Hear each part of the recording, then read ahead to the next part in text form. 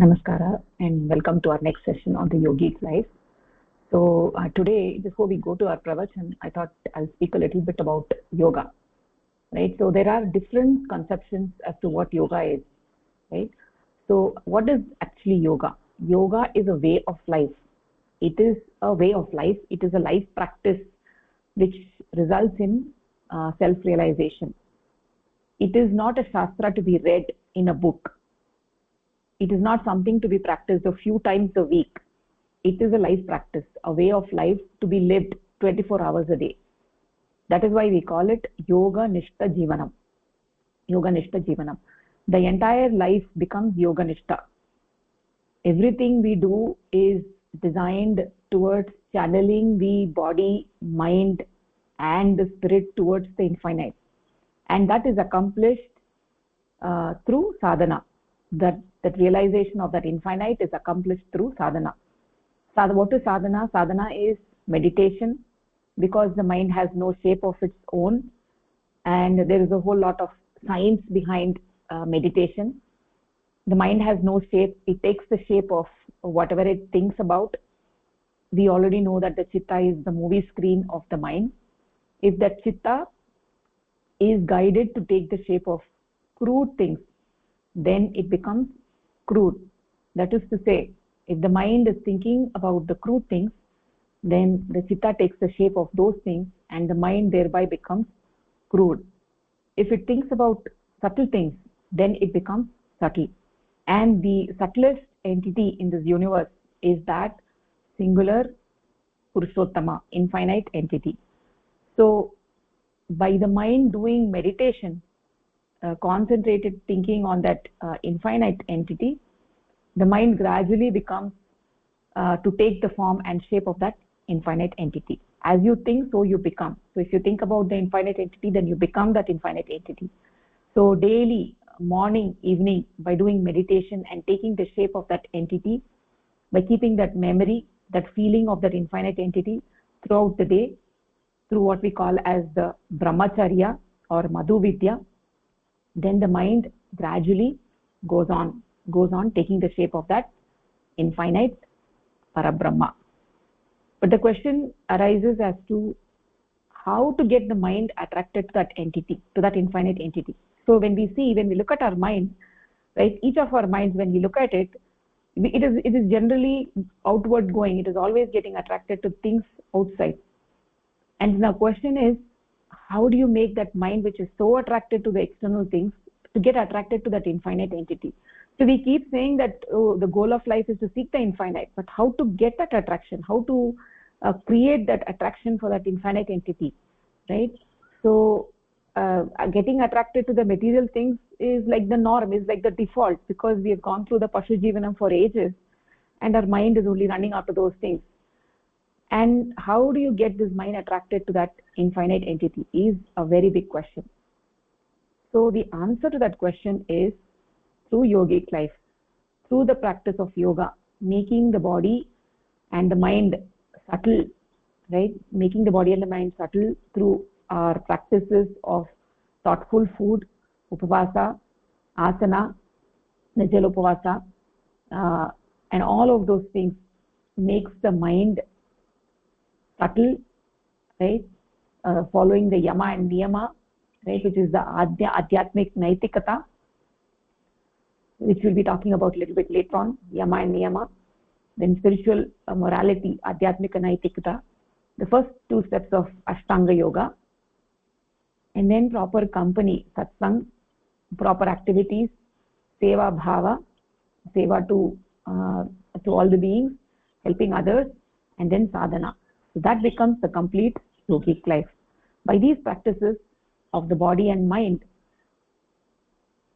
we create a proper environment in which the mind can survive.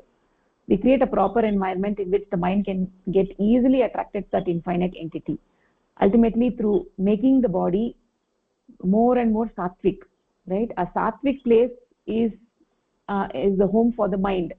The mind becomes, if the body becomes sattvic by the food that we eat, the mind also becomes sattvic. As the mind becomes more and more and more sattvic, then it starts getting attraction towards the supreme entity, attraction towards the worldly things slowly starts waning. Just like a small baby is playing with a toy, if it is playing with the mother's car keys, and mother needs the car keys to go out, and if you just pull the car keys from the child's hand, the child starts crying, right? So what you have to do, you have to give the child an attractive toy, something more attractive. When you give something more attractive, then the child will automatically throw the car keys. Like that, when you engage in this yogic life, you slowly start getting attraction towards the supreme. When you start getting the attraction towards the supreme, then automatically these worldly things, the attraction towards them starts waning. You don't need to do anything, it automatically starts happening, slowly starts happening. And you get evidence that in your own life as you start practicing the Yoganishta Jivanam. So through proper yogic activities of the mind gets purified, it becomes Shuddham without any malas, and then it becomes like a pure iron, like a pure iron which is getting attracted to a magnet. Like that, the mind becomes very, very pure, and it gets deeply attracted to Paramapurusha. And when the mind is very clear, then the reflection of the Paramapurusha is very, very clear. And when the mind is attracted towards that infinite, and it becomes deeply involved in sadhana as a result, right? So initially, when people engage in sadhana, right, so there is a lot of struggle that we have to do, right? Just like in any other field, we have to do the struggle, and that struggle, we have to welcome that struggle, right? It's not like just because I have a struggle I want to give up. No, you have to welcome that struggle, and slowly as the attraction towards the infinite increases by doing sadhana, then what happens? The sadhana becomes a very, very enjoyable exercise. The sadhana becomes anandadayakam. It gives a lot of ananda, right? So then after that, what happens? You start engaging in sadhana more and more and more. So this is the outcome of the yogic life, right? Just like if you put a cloth into a good washing machine, then all the mala is removed, all the dirt is removed from the clothes, and what you get is Suddha Vastram, clean clothes.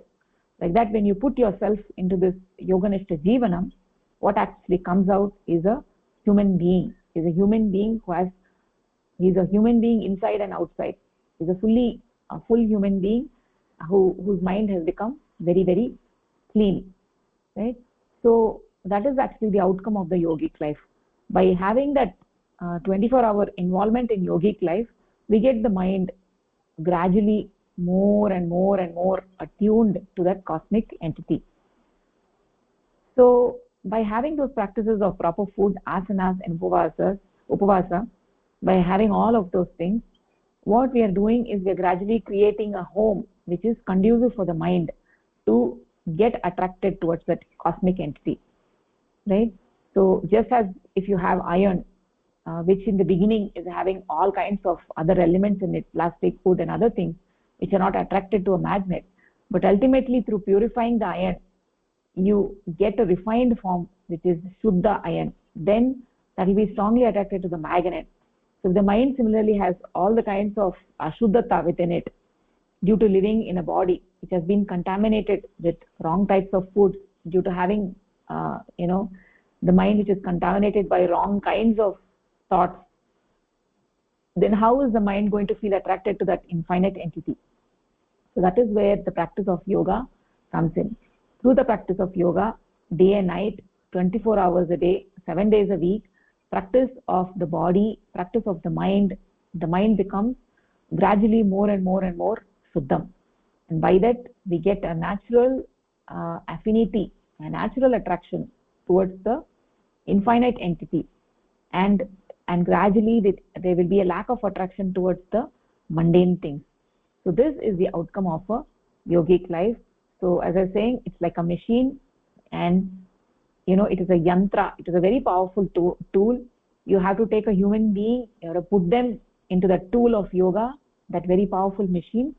And then when you take somebody out who started as an animal, outside looking like a human being, inwardly having animal propensities, proclivities, and then ultimately when they come out of the machine, they become a human in human form. That is to say, a human who is realizing what the true nature of a human being is. That is to pursue that infinite entity in their life. Because actually we are all born as animals. In the childhood, we follow the animal life. We eat, sleep, play, ahara, nidra, right, bhayam. These are all the things which animals do, and human beings are rightly occupied with all these things in their childhood. Then in the teenage years, what happens? The mind changes. In the teenage years, the mind changes, and we start developing a thirst for that infinite entity. A 4-year-old child does not have that thirst for that infinite, but around 12, 13, 14 years, there begins to be a change in the body and mind, and we develop a thirst for the infinite. However, most people do not understand the fact that they have this thirst for the infinite. They spend their lives trying to quench this thirst with the finite things: money, name, fame, power, knowledge. So this is how people spend their entire lives in the dark, trying to satisfy that infinite urge with finite things. And they go to end of their life, right, only doing this. But a few of the dhiras, the courageous on this planet, right, whose eyes have opened, their eyes became opened, and they realize that indeed they have a desire for the infinite, and it cannot be satisfied by collecting finite things, right? So, and when somebody dies, at the end of it, not even a piece of thread they can take. Maybe in their house they've collected so many things, so many things, but they cannot even take a piece of thread with them. Nothing. They can't take anything. So with that being the case, what is the point of accumulating all of this? We accumulate all of these things thinking we are going to be living in this world forever. That is the thought every person has. Nobody thinks that they're going to die. Nobody thinks that they're going to die. That is a general tendency. We think we are going to live here forever, and that is the way we behave. We start accumulating. We always start planning for tomorrow. We start thinking, oh, I want this for tomorrow, I want that for tomorrow, and start collecting a lot of things, right?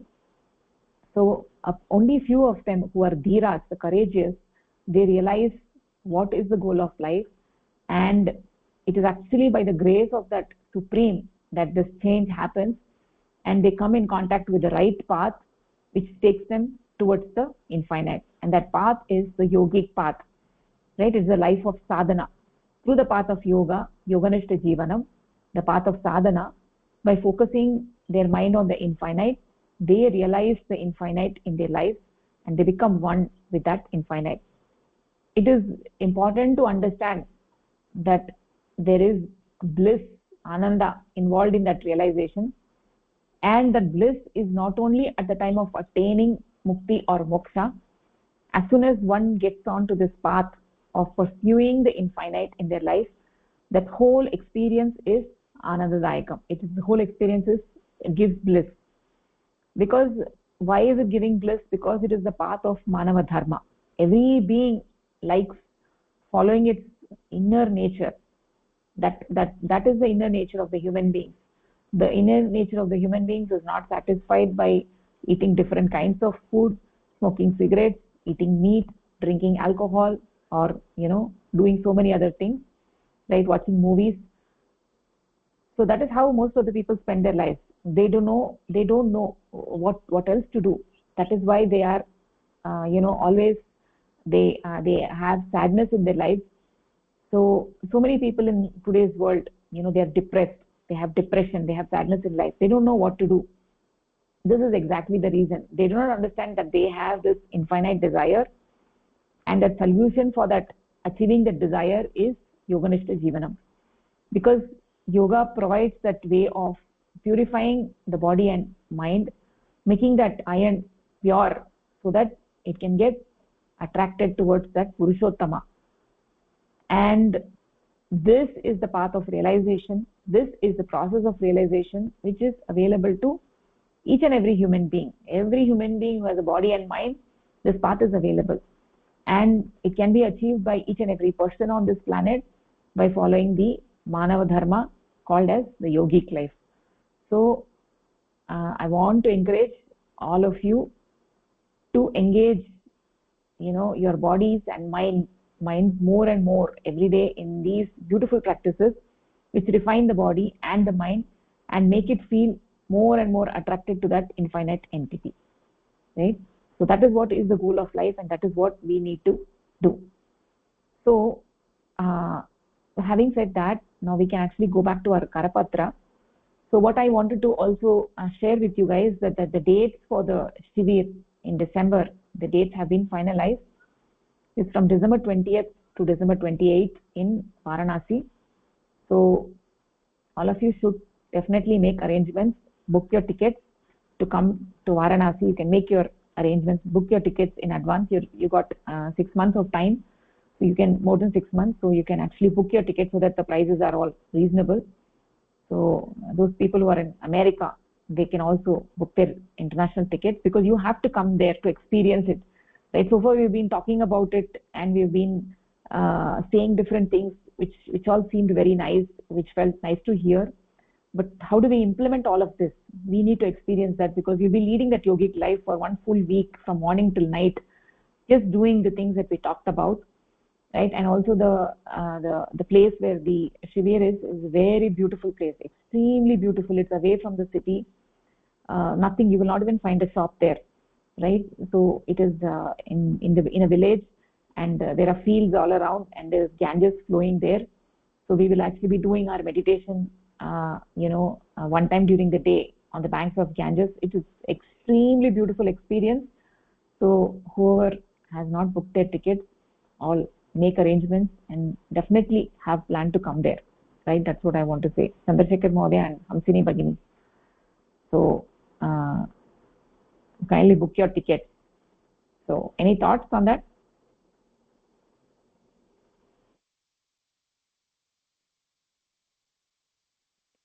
It's going to be difficult for me, but I'll see. Oh, is it? Yeah, because okay. Is it work? Yeah, work and other family commitments. That's when the kids come to be with us. Oh, okay. They're in college, is it? I mean, these are grandkids. Oh, grandkids. Okay. Oh, okay. So it's just 1 week. You can always be back. True. Right? This is their Christmas vacation time. That it's a tradition that they come here. Okay. So it's like it's an opportunity, right? It's an opportunity that you cannot. Life is very short. It's an opportunity that we cannot miss. So yeah, think about it. Hamsini Bhagini, you have plans of coming? I don't think I'll be able to make it during that time. Oh, you don't have holidays during Christmas vacation? I do, but I have like these EP exams and these other stuffs coming up during those times too. You have exams? No, yeah, like I have like other exams and I have to prep. So. Okay. Yeah. See if it's possible. I would. Yeah. I definitely. I would encourage you. So you can also bring your mom and dad. If you have any sibling, you can bring them also. Do you have any siblings, Bhagini? Yes, I have an older one. She's at college. She's in college. Okay, you should bring her also to this yogic life classes. Okay. Yeah, should get her also, right? You're liking it, right? So I'm sure she will also like it. So if she's also having vacation, you can bring her also to Varanasi for the camp. It will be really beautiful experience. Okay. So with that said, let's now actually go get moving. Let's move on to our Karapatram. So in the prior week we have talked about the creation, the Srishti Chakra, how the Srishti happens, and we concluded that Brahma Shivashakti Atmakam Brahma, that Brahma is infinite, Anadi, Ananta Satta.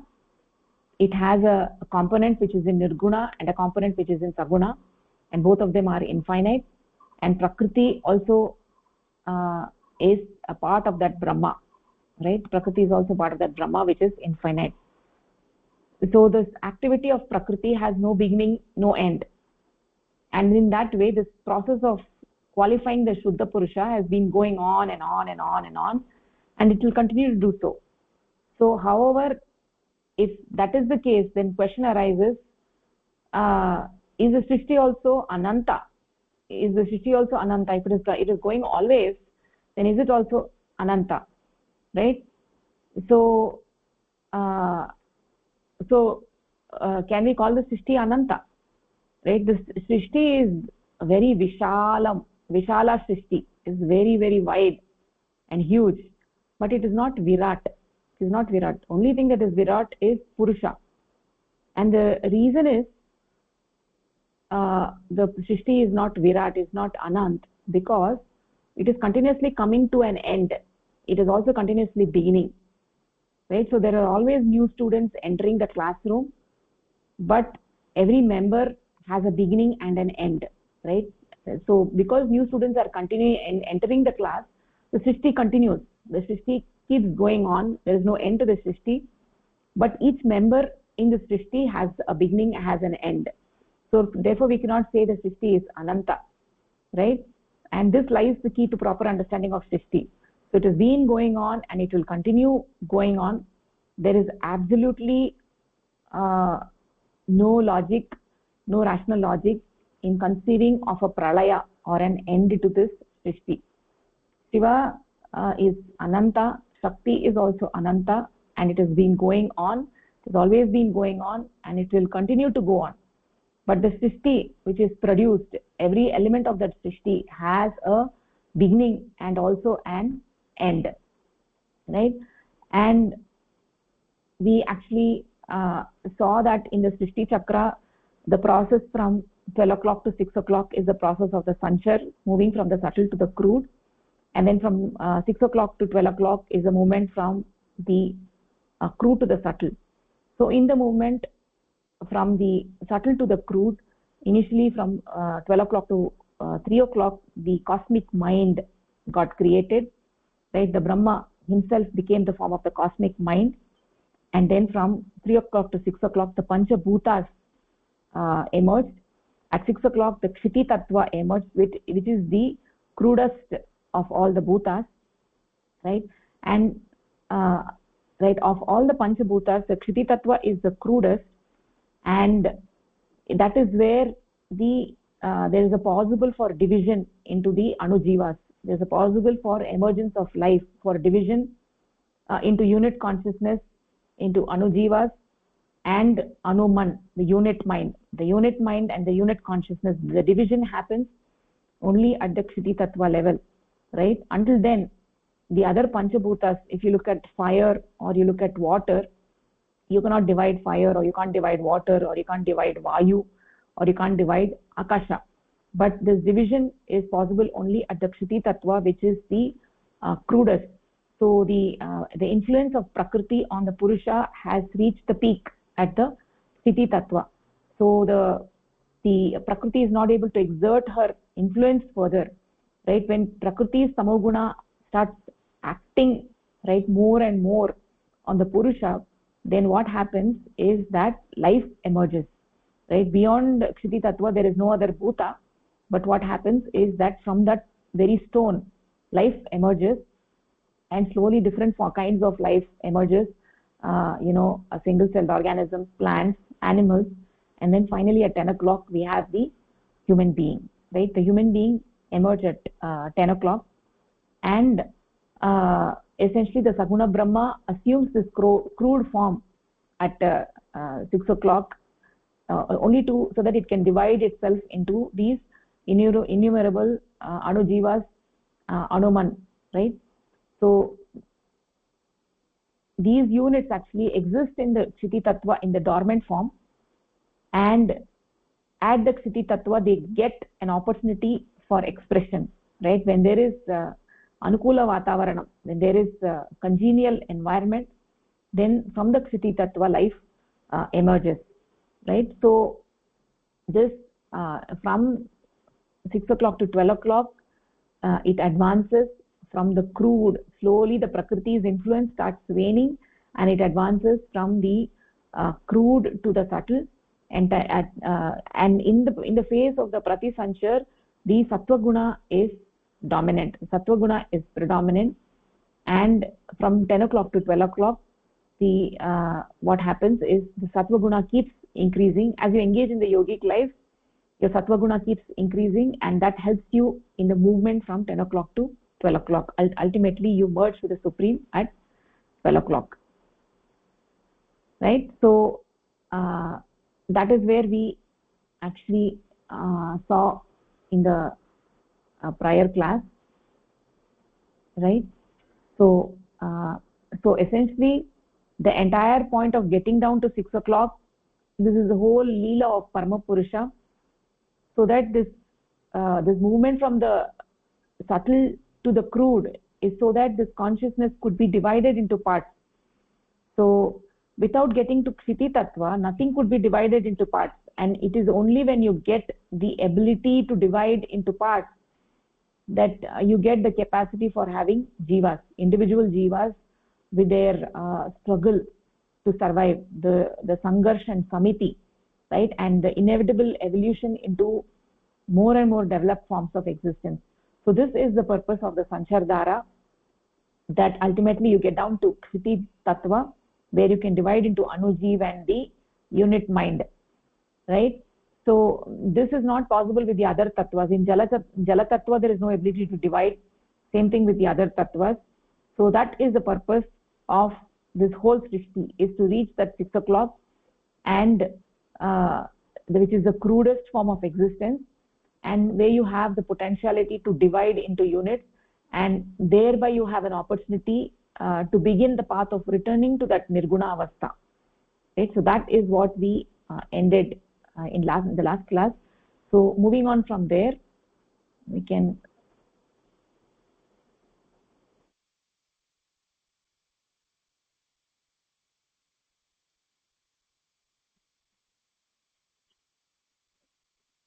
can you see my screen? Not yet, Bhagini. Yeah, now I could see, yes. Okay, Mahodaya, you want to take this paragraph? It is only Chitit Tattva that unit consciousness comes into being. Saguna Brahma wants every one of its unit consciousnesses to be emancipated, and for this purpose, just as it has at its own instance assumed the crudest form of Chitit Tattva, under the extreme influence of the qualifying principles of Prakriti, so again does it at its own instance advance towards subtlety in order to gradually free itself of the bondage.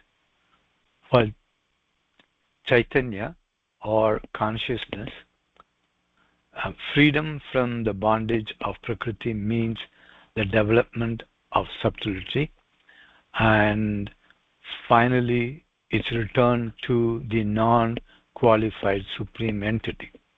The phase of creation where it moves from subtle to crude has the purpose of cosmic consciousness forming itself into its infinite multiplicities as unit consciousnesses. The next phase of the movement from crude to subtle has the intention of liberating the unit consciousnesses from the bondage of Prakriti. Saguna Brahma aims at the liberation of each of its units, and to fulfill this purpose, it has to manifest itself as the creation, which advances from subtle to crude, and then from crude to subtle in its two phases. Thus, the purpose or object of Saguna Brahma in creating this universe is to obtain freedom for each of its units, or for all its multiplicities, and to obtain for them the status of Mukta Purusha.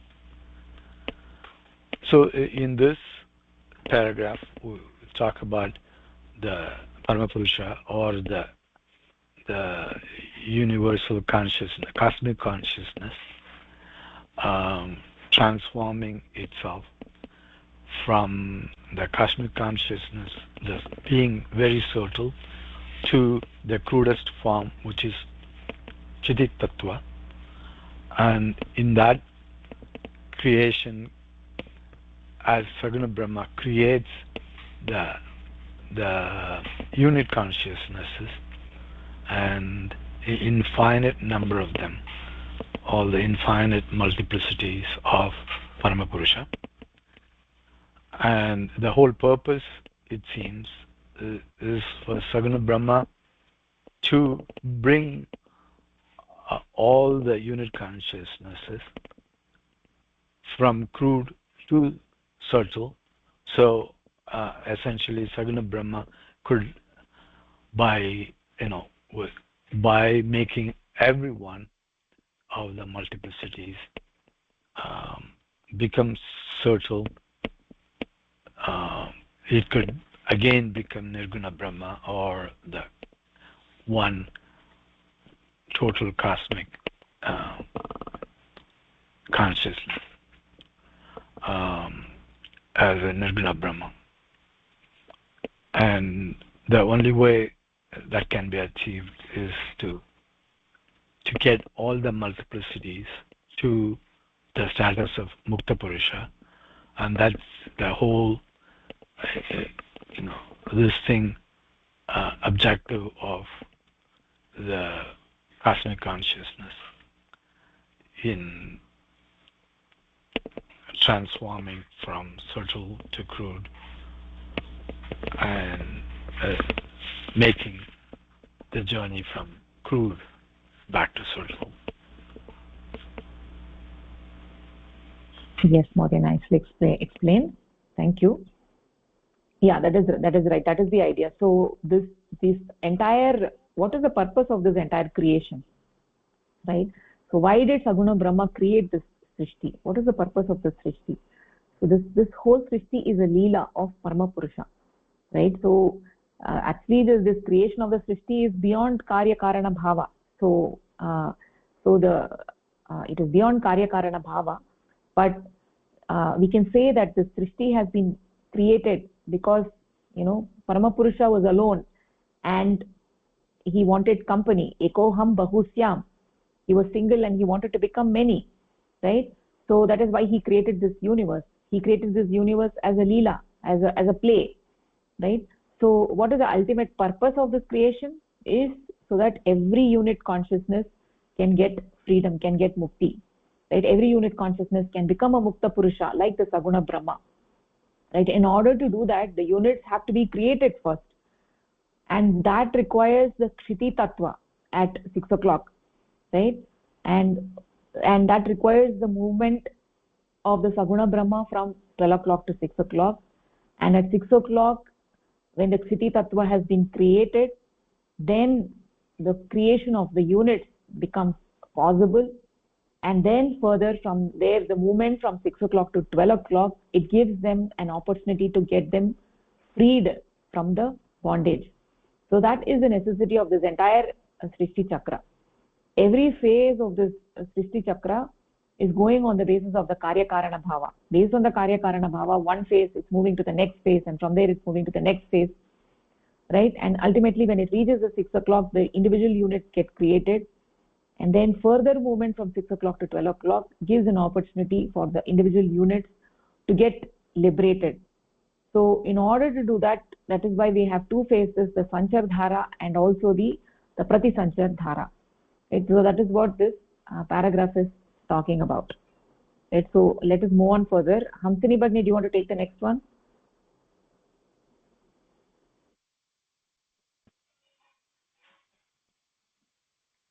To become Mukta Purusha, attainment of Nirguna Brahma is essential. The desire of Saguna Brahma to liberate each of its units will only be fulfilled when every unit consciousness attains Nirguna Brahma at the instance of Saguna Brahma. The possibility or the capacity of Saguna Brahma to obtain for its consciousness the attainment of Nirguna has to be examined. So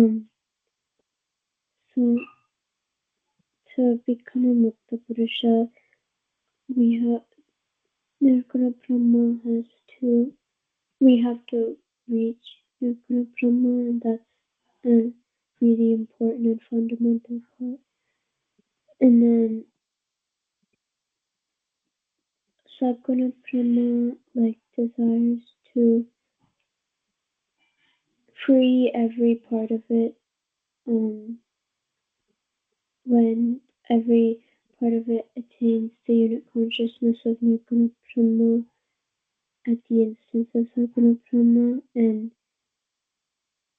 the possibility of that happening is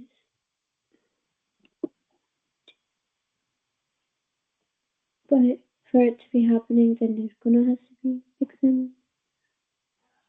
Did you understand, Bhagini? I did not get the sense that you understood. I didn't understand the second part now.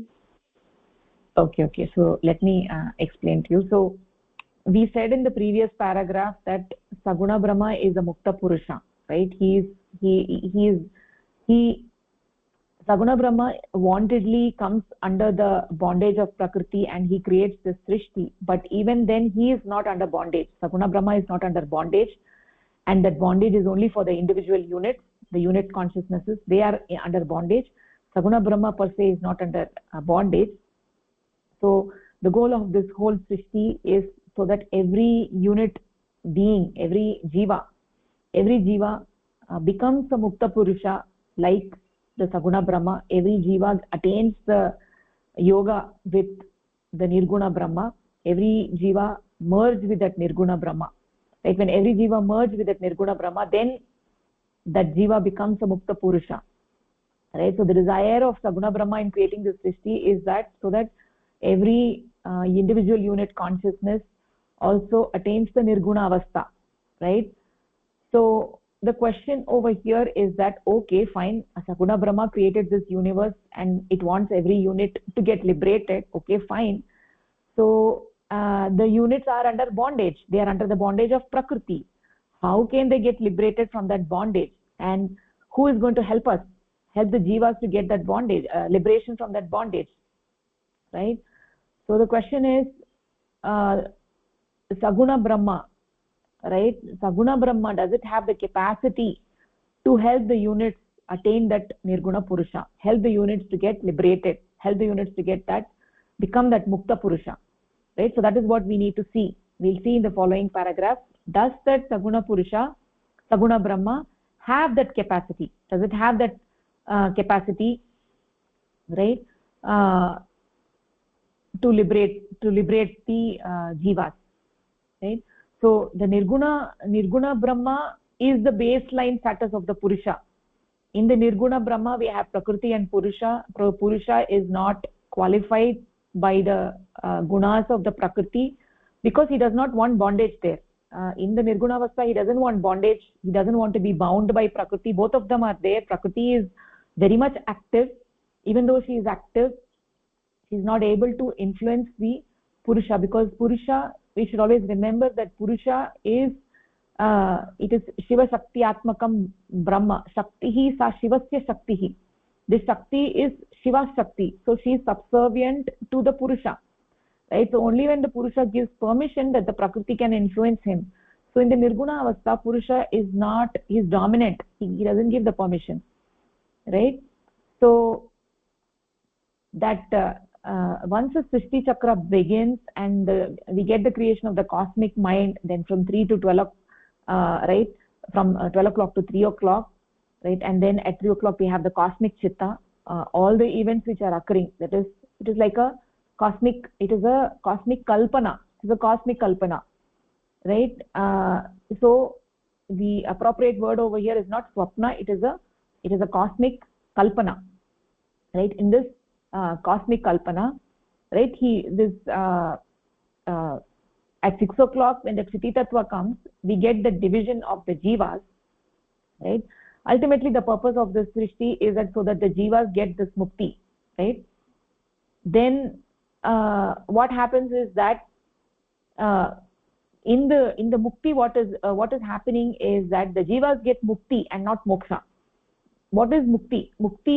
In the mukti, the cosmic mind is still existing, and there is also this individual mind, right? The individual mind becomes one with that cosmic mind is mukti, right? And becoming one, the jivatma becoming one with that paramatma is moksha.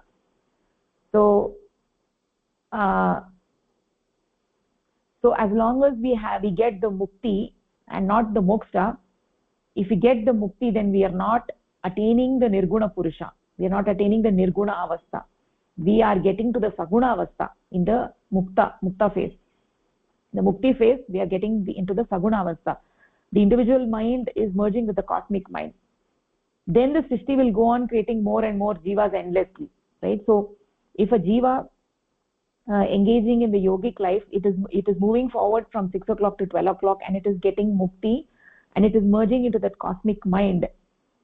Then what happens is that even though that individual jiva will not be there, but it just goes into that inventory, like it just again goes into the circle of the srishti, and the srishti will again be happening. The saguna brahma will again assume the forms of the panchabhutas, and again unit jivas will be created, not the same unit jiva, but some other unit jiva will be created.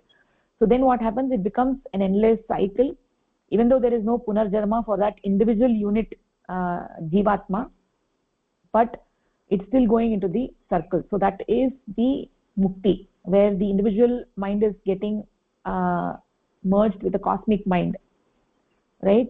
But what is the purpose of the srishti is not this not the merger with the cosmic mind, but the purpose of the srishti is that every jiva, each and every jiva has to get to the nirguna avastha, where the jivatma merges with the paramatma, in which phase there is no longer mind and the shuddha purusha state has been attained, right?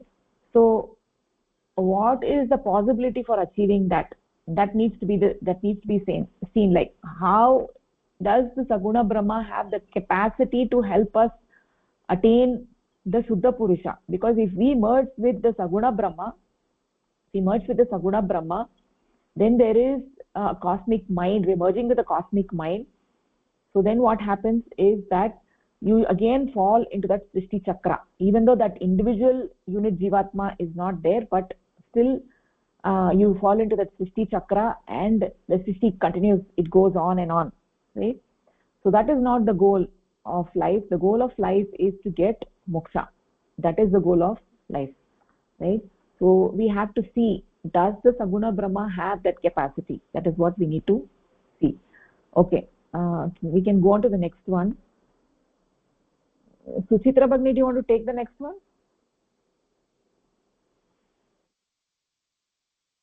Namaskar, ma'am. Which one? Tell me the page number, please. You can see on my screen. It's on page 15, third paragraph. Just I'm getting this on the mobile. What is this world? Page 15. Or you can page 15.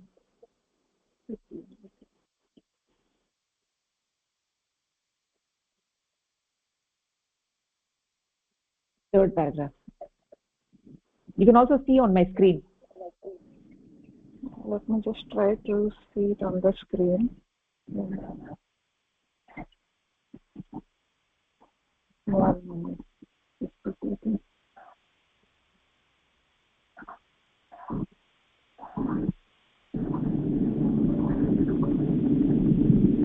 Okay.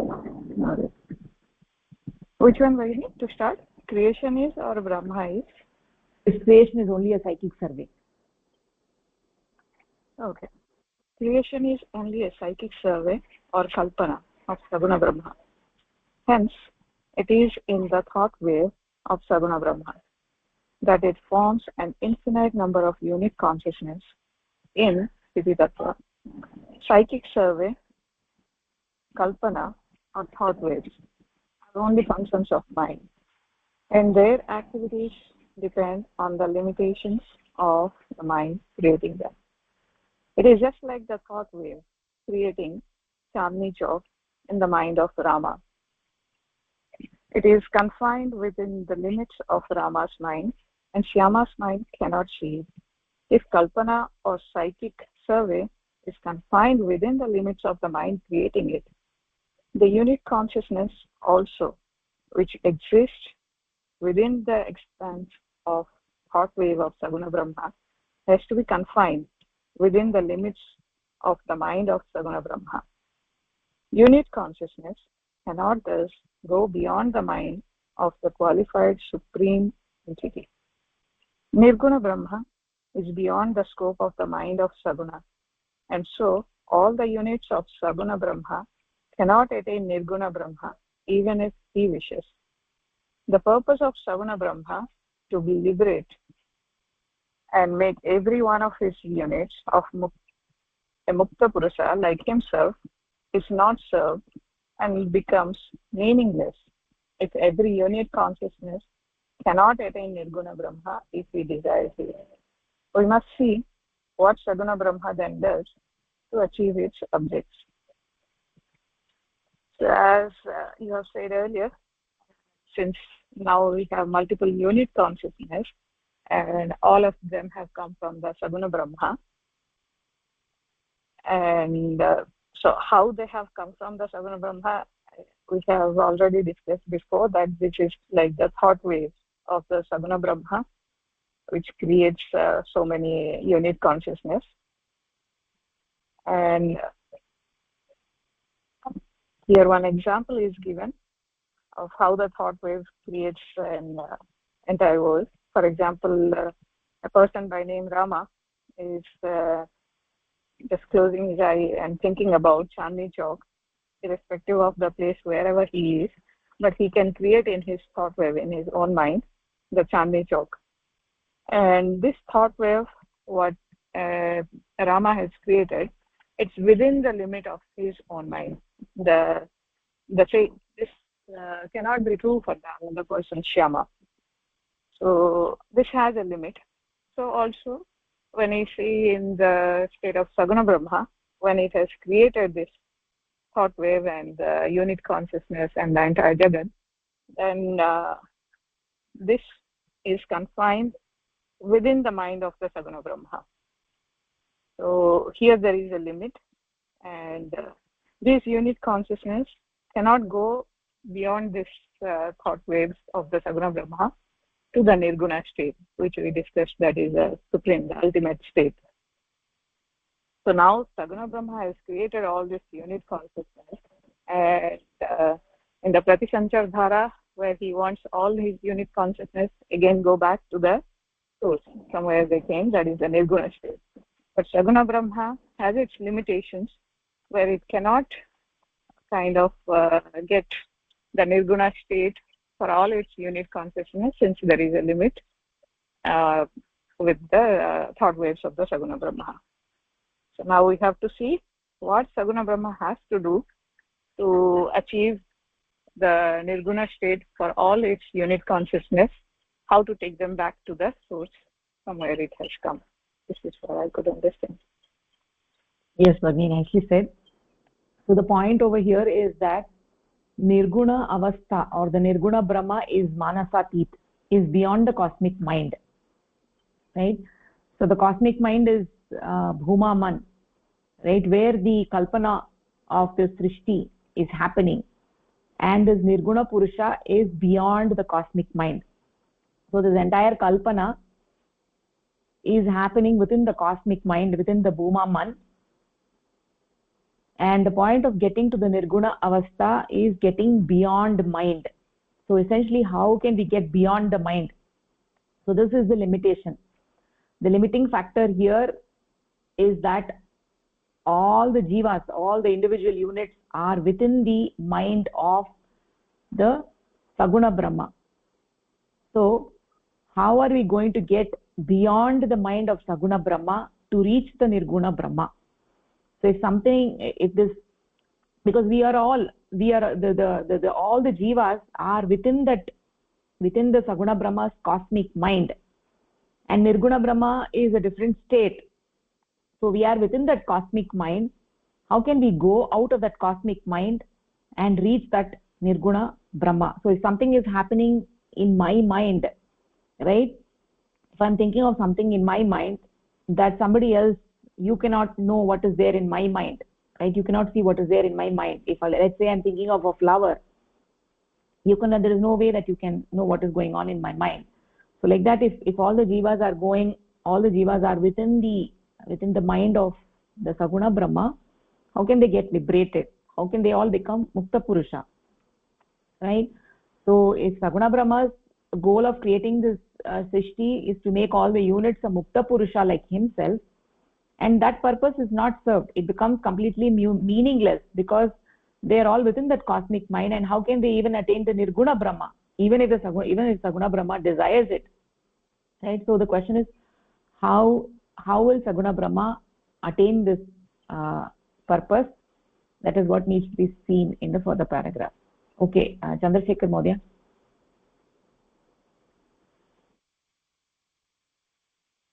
Okay, Brahma is without any beginning, and so is Prakriti. When Purusha is less condensed, Prakriti, the qualifying principle, qualifies Purusha, and Brahma then is called Saguna Brahma, or the qualified supreme entity. If Brahma is eternal, the less condensed Purusha in it must also have existed throughout eternity. The qualifying influence of Prakriti must have also been operating over Purusha for eternity. Saguna Brahma has thus been a qualified entity since eternity, because Prakriti has been influencing the less condensed Brahma for eternity. So in this paragraph,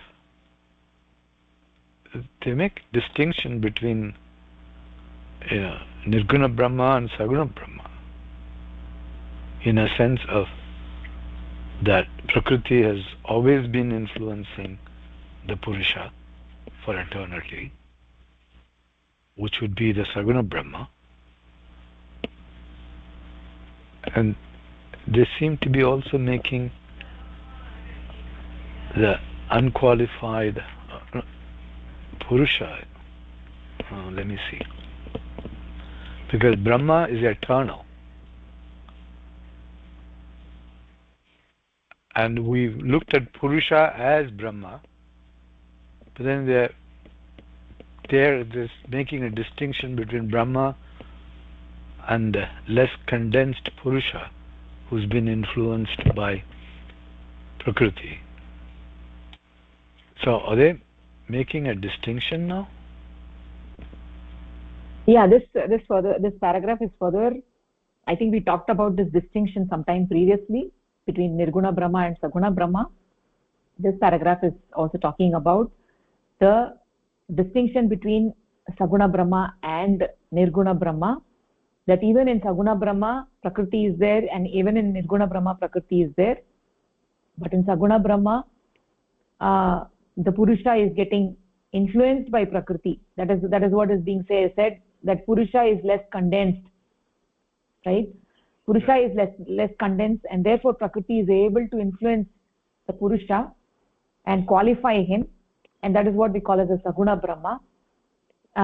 Essentially Brahma is eternal, Anadi Ananta Satta. Whether it is Saguna Brahma or Nirguna Brahma, both of them are Anadi Ananta Satta. It is just like, the example that we always quote is like the ocean. We have the ocean of the Nirguna Purusha, and in some places, due to the impact of the environment, we have the iceberg, right?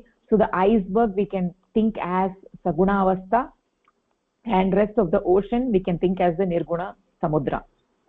That is how we can think, that we have two forms of the same Brahma. In some places Prakriti is able to influence, where we have the Srishti. In some places Prakriti is not able to influence, where we have the Nirguna Avastha. Right? So that is what this... And this paragraph then says that the iceberg, for example, is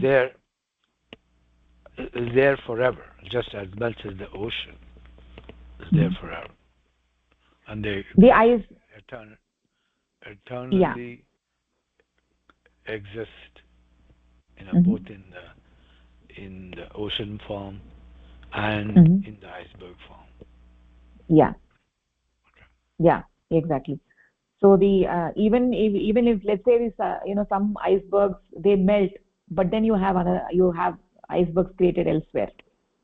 So that way the Srishti is always happening, right? You have new icebergs getting formed, and maybe some icebergs will go away, and you have some icebergs may become water, but you have new icebergs forming. So therefore there is always icebergs in some places, and there is water in some places.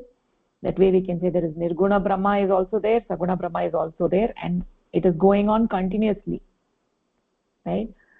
So see, the Brahma consists of Purusha and Prakriti. Brahma is Anadi Ananta Satta. So Prakriti and Purusha are there in both the states, whether it is Saguna state or Nirguna state, right? Both of them are Anadi and Ananta. But this creation is not Ananta. This creation is Vishal, but not Virat. We said this also earlier. Creation is very, very big, right? But the size of it is not without an end. It has components which are getting created and which are getting destroyed. But this Srishti goes on. It goes on and on. So there have been the units. There have been units at the other side, 11 o'clock, and then they're going into 12 o'clock, and then again, right from 11 o'clock they're going to 12 o'clock. So some units may get liberated, but this whole Srishti as such, right, which have many members, that process continues. The process is going on, right? The Srishti, we can't say the Srishti is Ananta, right? So even though it is going on without a beginning, right, it is going on without a beginning, but the elements, the components of it, they do have a beginning and an end, right? So because of the elements within that Brahma, right, so all of this are within that Saguna Brahma, but this creation per se is not Anant. It is not without, it is not, even though that process continues, but the individual members have a beginning and an end. That is why we say the Srishti is Vishal, not Virat. So in this paragraph, it is talking about the distinction between the Saguna Brahma and the Nirguna Brahma. In the both the avasthas, Prakriti and Purusha, both of them are there. But in the Nirguna avastha, the Purusha is more condensed, and that is essentially what it means when we say condensed and less condensed. These are all just the language. What it actually means is that Purusha is not giving the permission to Prakriti to act on him in the Nirguna avastha. In the Saguna avastha, he gives that permission, and therefore Prakriti is able to act on him. That is what it means. This less condensed and more condensed is just for our understanding, right? We're using the example of the Samudra. This is being said. It's just a language for understanding, because we have to remember that this whole this Brahma, this whole everything is beyond the Karya Karana Bhava, right? And we're trying to put this into a language so that it becomes meaningful for us. So that is why this is talking about Purusha is less condensed and more condensed and all that. So ultimately what it means is that Shaktihi Shivasya Shaktihi. Shakti is she's subservient to the Purusha. When Purusha desires, right, Ekoham Bahusyam, when he desires and when he permits, then Prakriti acts on him, and that becomes a Saguna Avastha. When he doesn't permit, then it is a Nirguna Avastha. But both of it is going on eternally. That is what needs to be understood. Okay. So we'll take the next paragraph. Hamsini Bhanni, do you want to read?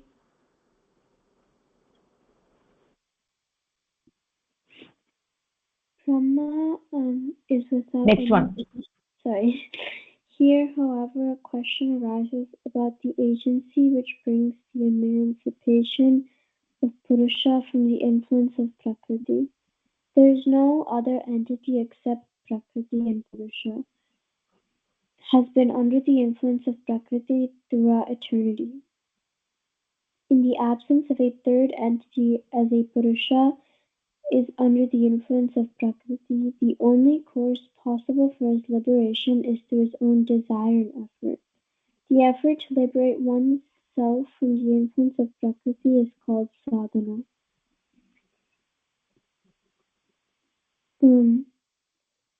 So thinking about how Purusha actually separates from the influence of Prakriti, although Purusha has been under the influence of Prakriti for a very long time, the only way it can liberate itself is through its own effort, and this is called sadhana, and sadhana liberates it from the Prakriti.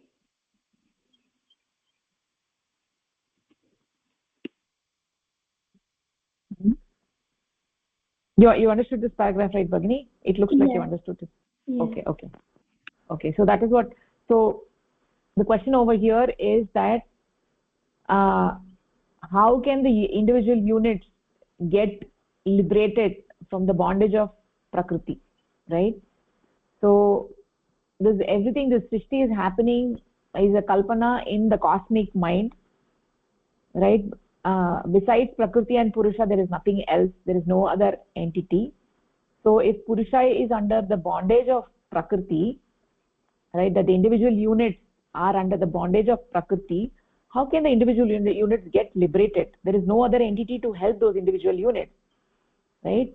So that is possible only through its own desire. If the individual units desire and effort, right, their own individual effort, that chesta to get liberated,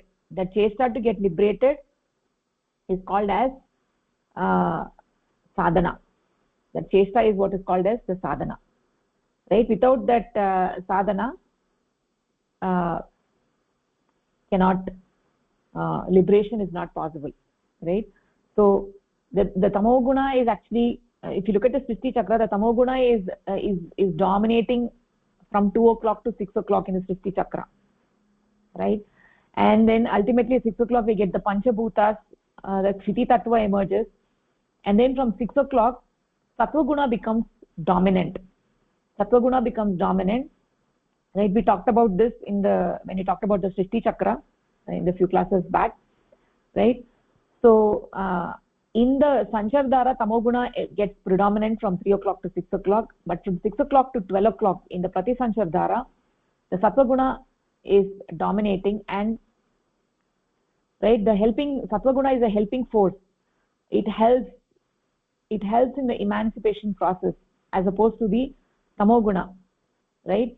So the Sattva by the guidance of sadhana, right, by engaging in the sadhana, then the human beings are able to get that liberation, right? That is not possible for other beings, because they are from 6 o'clock to 10 o'clock, the different beings like deer and bears and trees and everything. So they do not know anything about the struggle. They do not know anything about sadhana. So what they do is they do struggle to exist, right? That struggle to exist, they do the ahara nidra bhaya maitanam, the basic thing. They struggle to exist, and that struggle to exist, because of that constant struggle, right, they get uplifted and they gradually move up the cycle, right? They move ahead in life and they procure their safety and their nutrition, everything, right? But what happens is that in that process of the struggle, the constant struggle, slowly there is evolution. They move from being animals, they essentially move to being human beings, right? A monkey is a monkey, but slowly there is gradual changes in the physical structure and mental structure of that entity, So it is a monkey this life, next life is a monkey, it's a monkey, it's a monkey. Slowly there's an evolution, and finally it becomes a human being, where you get this opportunity for liberation, right? So that is where you can think about liberation, right? There are from 6 o'clock to 10 o'clock, everything is guided by prakriti, and the effort to continue to exist, right, is the primary force which leads to the development and evolution, and ultimately reaching to 10 o'clock, at which point sadhana comes into play. There is a conscious effort, there is a chesta to liberate oneself, right? So that is only possible for the human beings, and that liberation is possible by doing sadhana. Sadhana is the means by which we can get liberated from the bondage of prakriti, and that happens through one's own desire and effort, right? That is the reason we say we have swatantra ichha. Excuse me. We have swatantra ichha.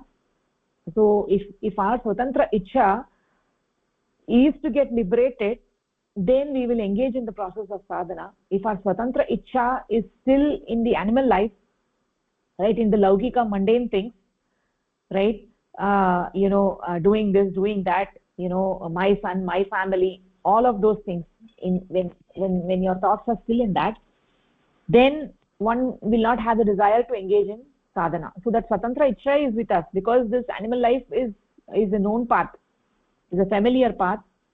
We've engaged in this for janma after janma, so that becomes it's a known path, it's an easy path, right? If it's a known path, jnata margah is saralaha margah, it's easy path. So people tend to go into that path, but when the inner eyes are open, and when the swatantra ichha goes in the direction of liberation, right, and by guru kripa, by Paramapurusha's kripa, by his kripa vrishti, then what happens? One will engage in this process of sadhana to get liberated from bondage. So essentially two things are needed. First, to know that you are in bondage, right? If you don't realize that you're in bondage, then you'll never make any effort, right? First thing, you should know that you're in bondage, right? When you know that you're in bondage, then you will feel it, and you'll say, okay, what should I do to get liberated from this bondage? And then the second step is you will do the chesta. Then you will put your efforts in that direction, okay? in the direction of sadhana. Okay, so okay, we'll just take this last paragraph. Suchitra Bhagini, do you want to take this?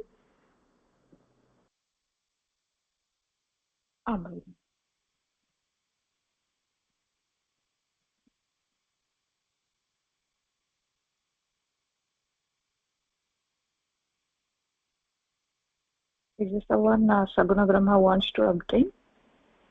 Yeah.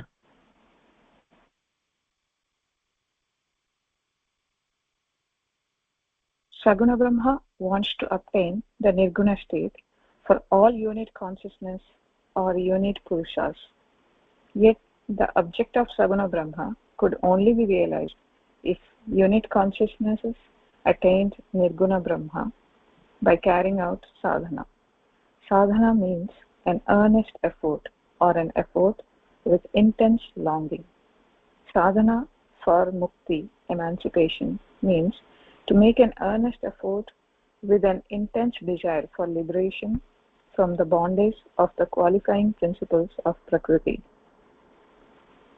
The effort with an intense desire to liberate itself from the bondage of Prakriti will only bring results if unit consciousness is alive to its subservient position and understands its bondage to qualifying principles of Prakriti. The question of emancipation doesn't arise for one who doesn't realize his or her bondage and dependence. Hence, for liberation, it is necessary to be aware that one is in bondage.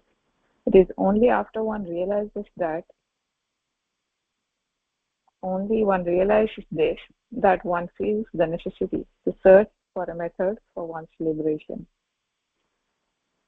Okay, so now there are so many unit consciousness, and Saguna Brahma wants to get this Nirguna state, the moksha state for all this unit consciousness, the jivatmas or unit purusas. And how we can do it is only by carrying out the sadhana. So sadhana is the only means where we put intense effort with a strong desire, longing to get the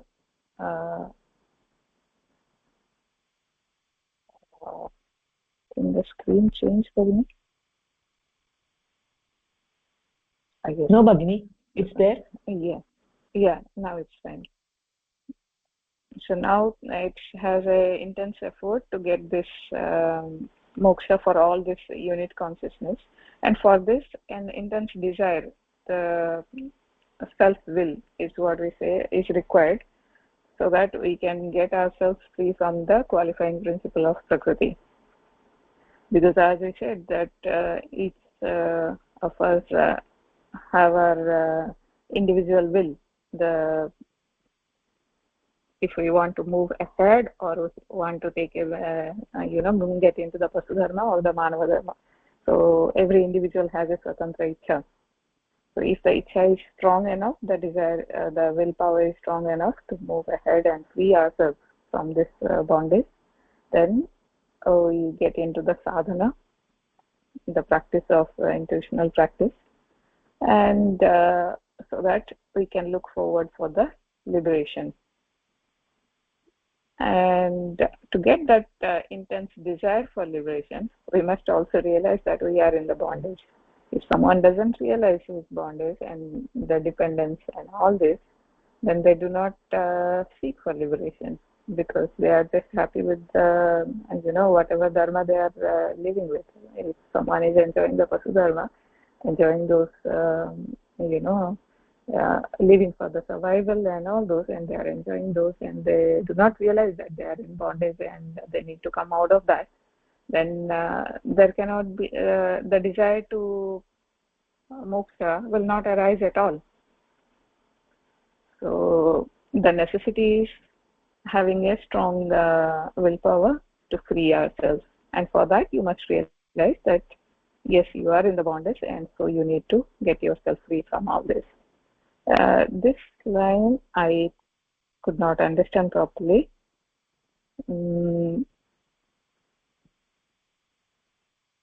The effort with an intense desire to liberate itself from the bondage will only bring results.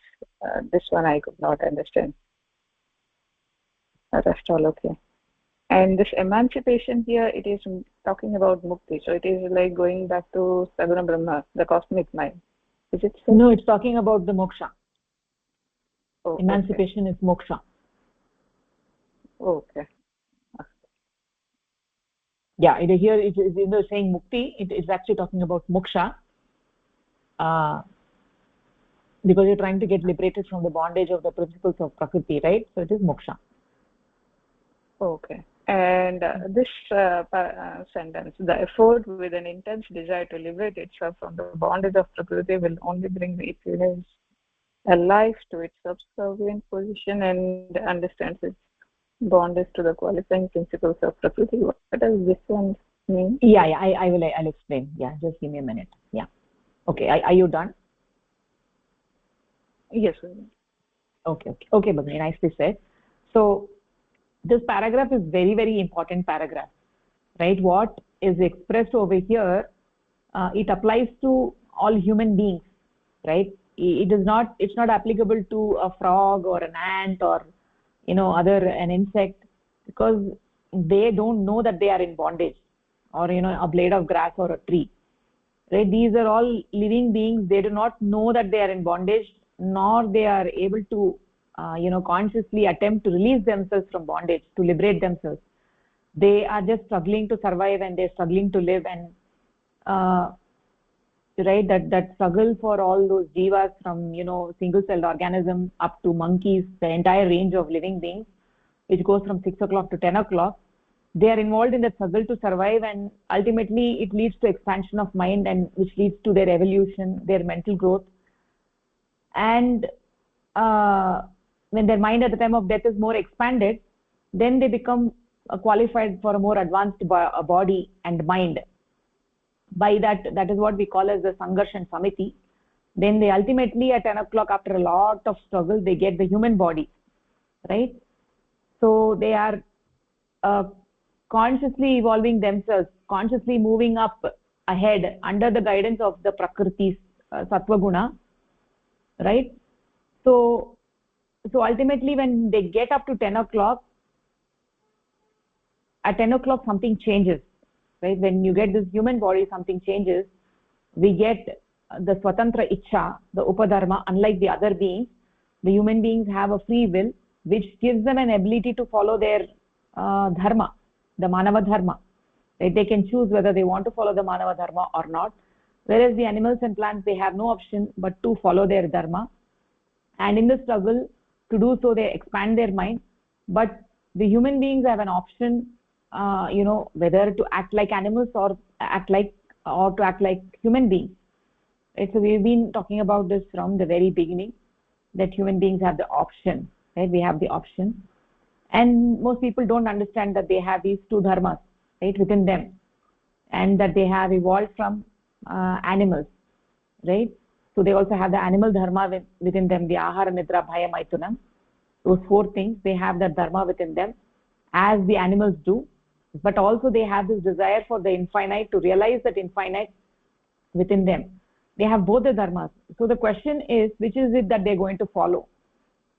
And if they don't realize that they have this infinite desire, then they are going to default to this animal dharma, which is what happens for most of the people on this planet. So as it says here, the question of emancipation does not arise for one who does not realize that he is under bondage, right? So 99% of the people in this world, they do not understand they are under bondage, right? So they do not attempt to emancipate. They do not attempt to get the moksha for themselves. They do not have desire to engage in sadhana. So even if you teach them sadhana, they would not have any interest. They would rather go and see a movie, rather go play tennis or do whatever that they'd like to do, right? Or like they would like to go with their friends or do whatever other things, right? They do not understand that they are in bondage. And even if you try to talk to them, they will look at you like you don't understand, or they will look at you like they don't understand your words, whatever you're speaking. It's like as if, we're speaking in a foreign language, right? So essentially, those people, they do not realize they are in bondage. So the first thing is that for those people, mukti or moksha is not possible in this life. It's probably in the next life or the life after, or maybe later on, right? But for everybody, at some point in time, their inner eyes open. They feel like enough of this worldly things. Enough. I am tired. I have everything. I have money. I have this. I have that. But I'm not satisfied. I'm having something that, atriptihi, that something is irksomeness, right? I'm just not happy with all of this thing, right? That kind of feeling comes, and then they have this intense desire to know something more. Who am I? Where did I come from? And all those questions come. And that is when, with the Guru's kripa, with the Paramapurusha's kripa vrishti, you get to know the path. And then for those people, they come to know that they are in bondage, and then they engage in this chesta to emancipate themselves from this jagat by engaging in sadhana, right? So the question that you had is, the effort with an intense desire to liberate itself will bring results, right, only if it's alive to a subservient position. So essentially what this we're saying, that this human beings, they have this swatantra ichcha, they have the desire to liberate themselves. They can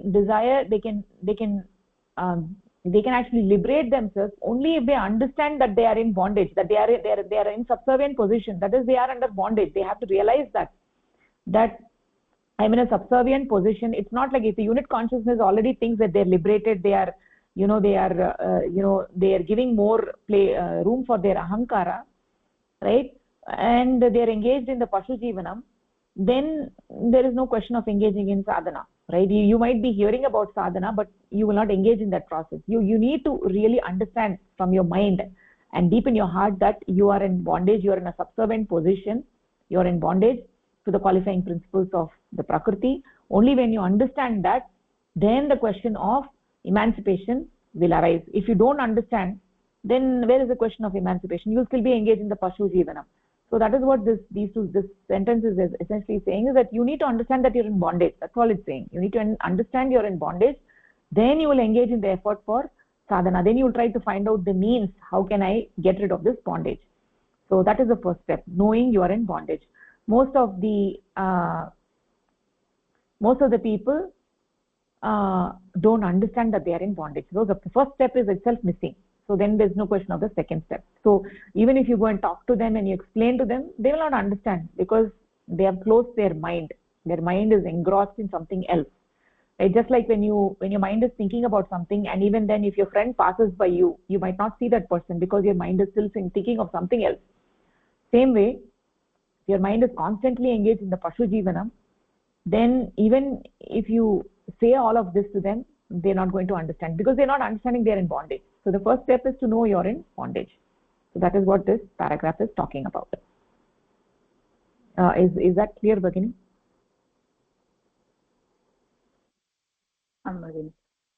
Okay. So we'll actually conclude the session over here. If you have any questions, you can let me know. अस्तु तर्हि धन्यवादः, नमस्कारः. धन्यवादः, नमस्कारः. धन्यवादः, नमस्कारः. धन्यवादः.